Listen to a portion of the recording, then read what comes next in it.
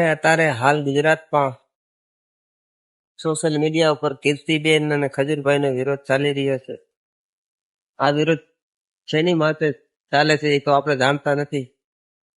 તો આપણે એટલું કહેવા માંગીએ છીએ કે ખજૂરભાઈ છે એ તો ગરીબો માટે સારા કામ કરે છે. અત્યાર સુધી એને સારા કામ કર્યા છે. કીર્તિબેનને આપણે એટલું જ કહેવું કે તમે વિરોધ કરો, તમને કોઈ ના નથી. તમે એવી જગ્યાએ વિરોધ કરો જે ખરાબ કામ કરતા હોય, એવી ટકાએ વિરોધ કરો તો અમે તમારા સપોર્ટમાં પણ ભેગા છે. તો તમે ખજૂરભાઈની વાત કરો ને એ વાત તમારી ખોટી બેન. એટલે ખજૂરભાઈ તો ગરીબોના દાતા ભગવાન છે, અને કોઈ પણ વ્યક્તિ એવો નથી કે 5 રૂપિયા ગરીબો હાટો અત્યારે બગાડે.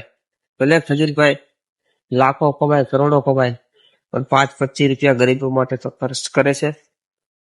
અને તારે કયો એવો વ્યક્તિ છે, તમે એક વ્યક્તિ બતાવો કે 5 રૂપિયા ગરીબો વાહે બગાડે.